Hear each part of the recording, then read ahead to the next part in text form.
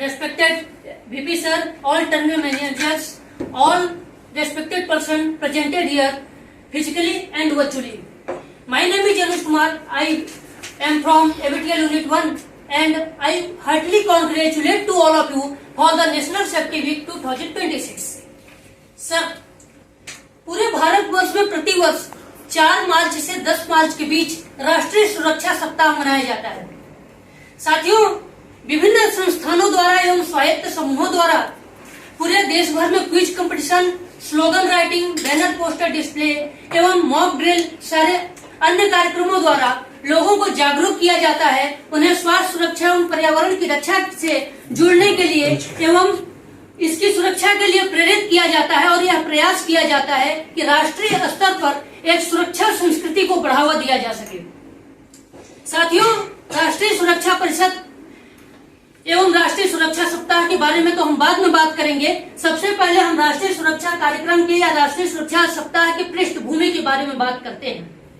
वह दौर था 1960 के बाद का, जब भारत में औद्योगिक विकास हो रहा था और उस टाइम पर यह चिंता की गई कि उद्योगों एवं कारखानों में काम करने वाले लोगों के स्वास्थ्य सुरक्षा एवं पर्यावरण की रक्षा का जो प्रश्न है उसके लिए क्या किया जाएगा। और फिर 1962 में भारत सरकार के श्रम एवं रोजगार मंत्रालय द्वारा आयोजित 22वें श्रम सम्मेलन में एक राष्ट्रीय स्तर पर एक परिषद के गठन की अनुशंसा की गई, जो कि इस बात की चिंता करेगी, जो कि इस संबंध में काम करेगी। यह अनुशंसा फरवरी 1966 में स्वीकार की गई और जिसके परिणाम स्वरूप 4 मार्च 1966 को राष्ट्रीय सुरक्षा परिषद या नेशनल सेफ्टी काउंसिल का गठन किया गया। अपने गठन के 6 वर्ष बाद 4 मार्च 1972 को राष्ट्रीय सुरक्षा परिषद द्वारा राष्ट्रीय सुरक्षा दिवस यानी कि नेशनल सेफ्टी डे ऑर्गेनाइज किया गया और 4 मार्च से 10 मार्च के बीच राष्ट्रीय सुरक्षा सप्ताह यानी कि नेशनल सेफ्टी वीक का कार्यक्रम आयोजित किया गया।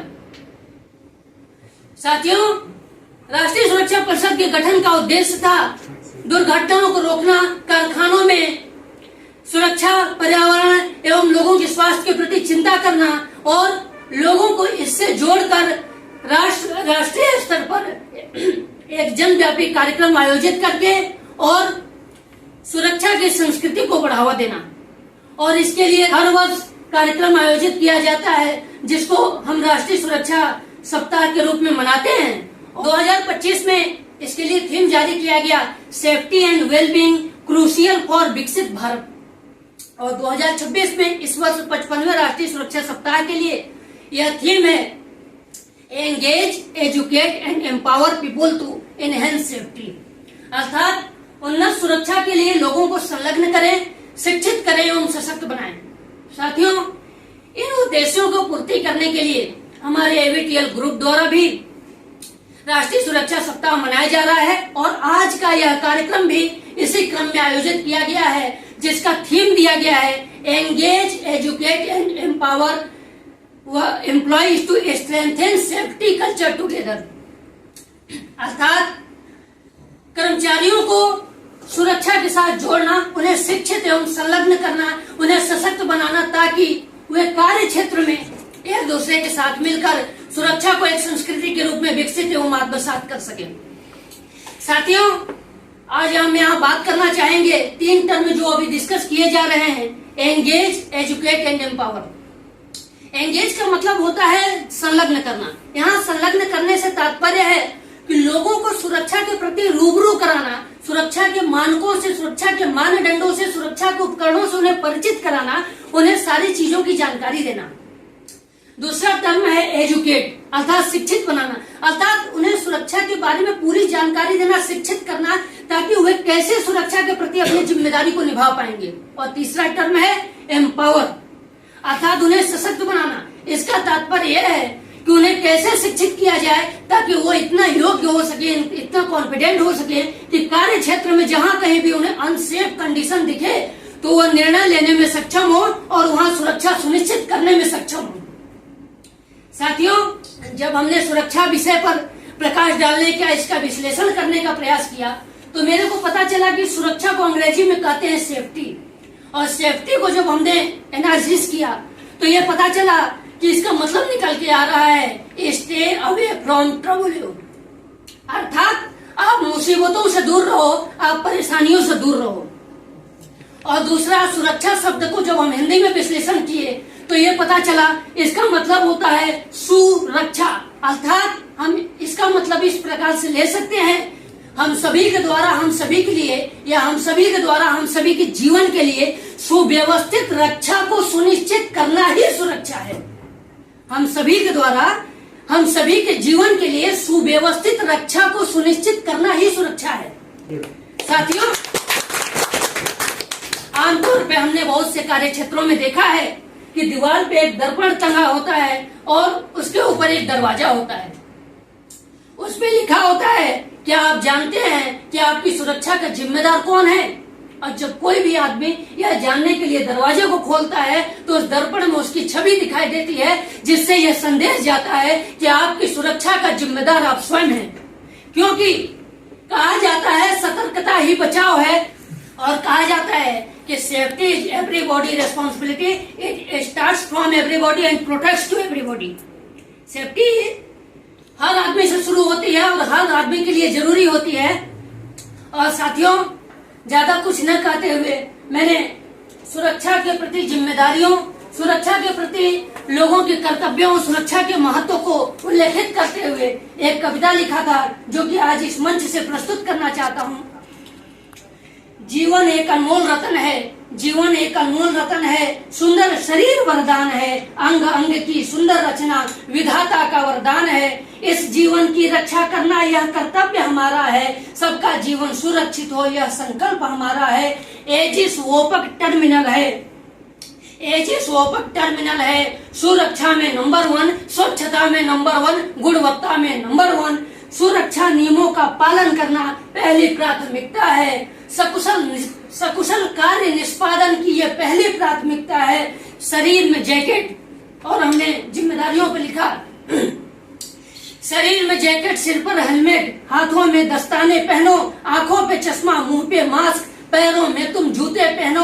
टर्मिनल के अंदर आकर सुरक्षा प्रहरी बन जाओ, खतरों को पहचानो, पहले सुरक्षा का प्रबंध कराओ। यहाँ खतरों का पहचानने पहले से मतलब है, एक टर्म आता है HIRA, hazard identification risk assessment and control, जिसमें हम पहचानते हैं कि आखिर में खतरा है कहाँ। तो खतरों को पहचानो, पहले सुरक्षा का प्रबंध कराओ, कार्य क्षेत्र में जाकर पहले सुरक्षित वातावरण बनाओ, ड्यूटी अपनी पूरी करके सुरक्षित घर वापस जाओ, सुरक्षा से समझौता करके। आगे हमने लिखा कि अगर आप ये नहीं करोगे तो क्या होगा। सुरक्षा से समझौता करके खतरों से जो तुम खेलोगे, बहुत बुरे परिणामों को तुम अपने कारण झेलोगे। अर्थात कि अगर तुम ये सब नहीं करोगे, तुम्हारे ही कारण तुम्ही को प्रॉब्लम होगी। सुरक्षा से समझौता करके खतरों से जो तुम खेलोगे, बहुत बुरे परिणामों को तुम अपने कारण झेलोगे। साफ सफाई, सुरक्षा ये सबकी जिम्मेदारी है, कर्तव्यों का पालन करना सबकी जिम्मेदारी है। सुरक्षा नियमों का पालन करके सुरक्षा सुनिश्चित कर लो, कार्यस्थल को सुरक्षित करके खुद को भी सुरक्षित कर लो, कार्यस्थल को सुरक्षित करके खुद को भी सुरक्षित कर लो।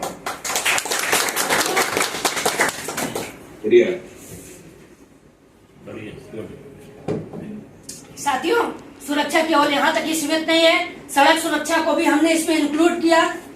और उसके लिए लिखा कि जीवन दिया विधाता ने सांसों का वरदान दिया, जीवन दिया विधाता ने सांसों का वरदान दिया, सुंदर शरीर की रचना करके जीवन का अधिकार दिया। इस जीवन की रक्षा करना सबकी जिम्मेदारी है, सबका जीवन सुरक्षित हो ये सबकी जिम्मेदारी है। सबके जीवन की सुरक्षा का सबको संकल्प उठाना है, दुर्घटना को खत्म करना है, जीवन सुरक्षित बनाना है। सबका जीवन सुरक्षित हो, काम ऐसा ही करना है, घर के अंदर घर के बाहर हर जगह सुरक्षित रहना है। सदैव सुरक्षा सुनिश्चित हो, प्रण ऐसा तुम लेकर निकलो, जब कहीं पर सफर पर निकलो सुरक्षित होकर घर से निकलो। 2 पहिया पर पहनो हेलमेट, बड़ी गाड़ी में बेल्ट लगाओ, ट्रैफिक नियमों का पालन करके सुरक्षित घर वापस आओ। ट्रैफिक नियमों का पालन करना, गली चौराहों पर रखना ध्यान, स्पीड लिमिट का पालन करना, जेब्रा क्रॉसिंग का रखना ध्यान। सुरक्षा नियमों का पालन करके खतरों से तुम रहना दूर, जीवन को बचाकर रहना दूर, दुर्घटना से रहना दूर।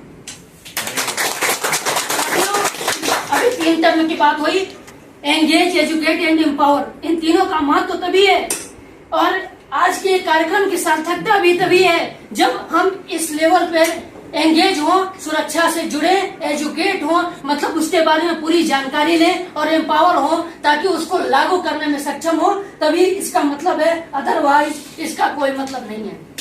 और एक केस स्टडी की बात चल रही थी, तो टर्मिनल के बारे में तो सब लोगों ने बताया, मैं एक रियल एग्जांपल बाहर से लेता हूं। अब एक ग्रेटर नोएडा की बात है, एक इंजीनियर रात को अपनी ड्यूटी करके आ रहा था और एक गड्ढा खोदा गया था जिसकी बैरिकेडिंग नहीं की गई थी। वो इंजीनियर उस गड्ढे में गिर गया और अपने जीवन को बचाने के लिए वो फ्लैश लाइट जलाता रहा, यहाँ तक कि अपने घर भी कॉल किया। जब उसके घर वाले पहुंचे और वहां पर चीजों को वो किया गया तो किसी ने इनिशिएटिव उस टाइम पे नहीं लिया।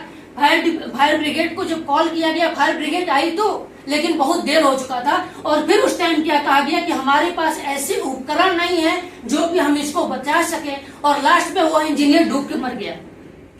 तो साथियों, उपकरण होना भी जरूरी है, लेकिन कई बार इतनी ट्रेनिंग होना जरूरी है कि जैसे मान लीजिए कि अभी हमने देखा होगा कि कुछ जगह पे हमारे पास सीमित संसाधन होते हैं, फिर भी हम अपने काम को कर लेते हैं। तो कुछ प्रशिक्षण ऐसे भी जरूरी है कि ऐसी कोई कंडीशन हो तो वहां पर अगर उपकरण नहीं है तो भी हम काम को कर सके, और ऐसा ना हो कि उपकरण ना हो तो इसके लिए किसी की जान चली जाए। एक पॉइंट और ऐड करना चाहूंगा। अभी बहुत सारी बात की जा रही थी।